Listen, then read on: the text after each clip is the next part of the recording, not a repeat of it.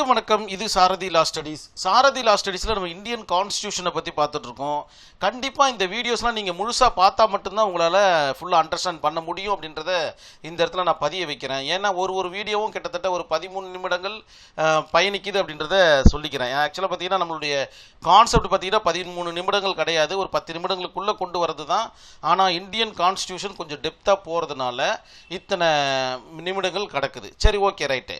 இப்போ நம்ம பார்க்கக்கூடிய கான்செப்ட் என்ன அப்படின்னு பார்த்தீங்கன்னா, explain the principle of equality as laid down under article 14 of Indian constitution அப்படின்ற மாதிரி ஒரு கொஸ்டின் அடிக்கடி உங்களுடைய கொஸ்டின் பேப்பரில் கேட்டுக்கிட்டே இருக்கிறாங்க. அது மட்டும் இல்லை, உங்களுடைய கொஸ்டின் பேப்பர்லேருந்து எடுத்த ஸ்னாப்ஷாட் தான் இந்த கொஸ்டினும் கூட. ஆர்டிகல் 14 தனியாக கேட்கலாம், அப்படி இல்லைன்னா ஈக்குவாலிட்டி பிஃபோர் லான்னு கேட்கலாம், ஈக்குவல் ப்ரொடெக்ஷன் ஆஃப் த லான்னு கேட்கலாம். எது கேட்டாலும் நீங்கள் எழுதக்கூடிய ஆன்சர் இதை தான் அப்படின்றத நினைவில் வச்சுக்கிங்க. சரி, ஆர்டிகல் 14 என்ன சொல்ல வருது அப்படின்னு பார்த்தீங்கன்னா, 2 விஷயத்தை அது தெளிவாக சொல்ல வருது. ஒன்று பார்த்தீங்கன்னா, சட்டத்திற்கு முன் அனைவரும் சமம் அப்படின்னு சொல்ல வருது. கரெக்டாக? சட்டத்திற்கு முன்னாடி அனைவரும் சமம் தானா? சரி, பார்த்துடலாம் இருங்க. அதே போல் ஈக்குவல் ப்ரொடெக்ஷன் ஆஃப் த லா, என்னது ஈக்குவலாக ப்ரொடெக்ஷன் கொடுக்குறாங்களா அப்படின்னு கேட்குறீங்களா? கரெக்ட், அதையும் கொஞ்சம் பார்த்துடலாம்.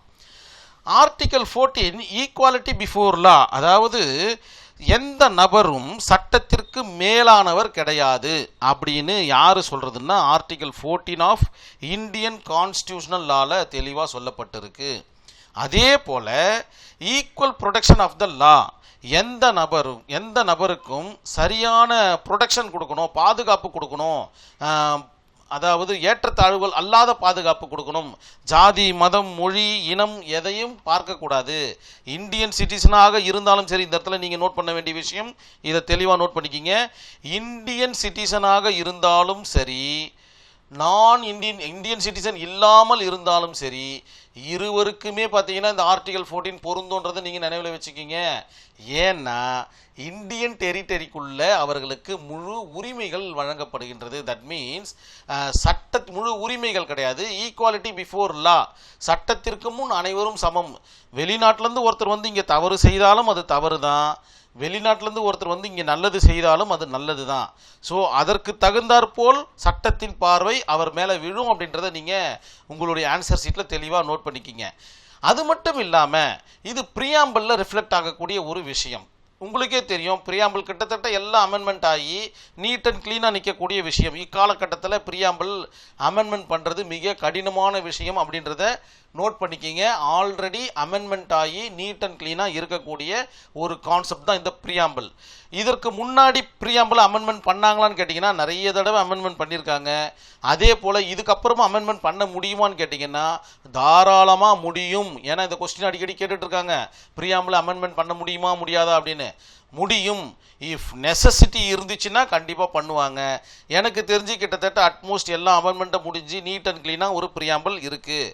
இனி வரும் காலங்களில் இனி வரும் சந்ததிகள் ப்ரியாம்பிளை அமெண்ட்மெண்ட் பண்ணுறதா இருந்தால் பண்ணிக்கிட்டோம், நோ ப்ராப்ளம். சரி, equality before law, equality before law அப்படின்னா சட்டத்திற்கு முன் அனைவரும் சமம். இந்த இடத்துல ஒன்று போட்டிருக்கு, if no absolute equal and protection சொல்லிட்டாங்க. அதாவது இந்த கான்செப்டையும் இஃப் நோ அப்சல்யூட் லயபிலிட்டி, அதாவது பவர்னு சொல்லிட்டாங்க. அப்படின்னா என்ன மீனிங் பார்த்தீங்கன்னா, இது முழுமையானது அல்ல அப்படின்னு அர்த்தம். என்ன முழுமையானது அல்ல? அப்போது சட்டத்திற்கு முன் அனைவரும் சமம் அப்படின்றது முழுமையானது கிடையாதா அப்படின்னு நீங்கள் உங்கள் கொஸ்டின் ரைஸ் ஆகும்.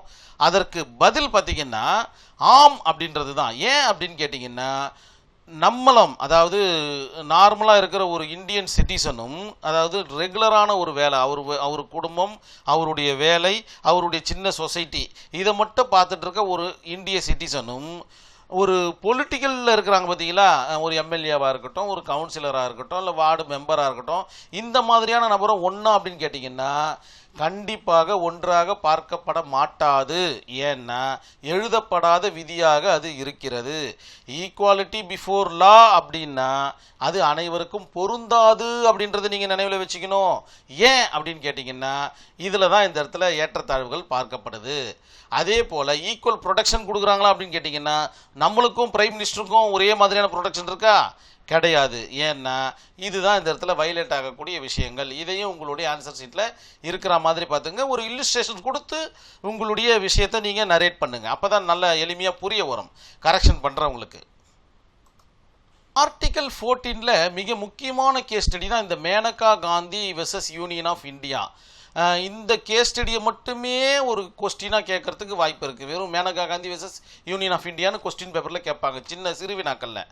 அப்போ நீங்கள் எழுதக்கூடிய கான்செப்ட் ஆர்டிகல் 14 எழுதணும், ஆர்டிகல் 19 எழுதணும், ஆர்டிகல் 21 எழுதணும். ஸோ இந்த 3 விஷயத்தையும் எழுதணும். ஸோ இந்த 3 ஆர்டிகலையும் பார்த்தீங்கன்னா இந்த கேஸ் ஸ்டடியில் டிஸ்கஸ் பண்ணியிருக்காங்க. என்னன்றதை வாங்க பார்த்துடலாம். இன் 1975 emergency period Indira Gandhi prime மினிஸ்டராக இருக்கும்போது நடக்குது. அக்காலகட்டத்தில் இருக்கிற எல்லா தலைவர்களையும் பிடிச்சி ஜெயிலில் போட்டுடுறாங்க அந்த அம்மா. என்ன நடக்குதுன்னு பார்த்தீங்கன்னா, இதனால் ஈக்குவாலிட்டி பிஃபோர் லா வயலேட் ஆகுது. அதுக்கப்புறம் பார்த்தீங்கன்னா ஃபண்டமெண்டல் ஃப்ரீடம் வயலேட் ஆகுது. அதன் பிறகு பார்த்தீங்கன்னா ஆர்டிகல் 21 ஃபண்டமெண்டல் ரைட்ஸு வயலேட் ஆகுது. ஸோ இத்துணை ஆர்டிகளும் வயலேட் ஆகுது அந்த எமர்ஜென்சி பீரியடில். அதனால் என்ன பண்ணுறாங்கன்னு பார்த்தீங்கன்னா, ஒரு மாதிரியான ஒரு அசாதாரண சூழ்நிலை நாட்டில் நிலவிக்கிட்டு இருக்கு. அக்காலகட்டத்தில் மேனகா காந்தி அப்படின்றவங்க பார்த்தீங்கன்னா இந்திரா காந்தியினுடைய மருமகள், வேறு யாரும் கிடையாது, மருமகள் தான்.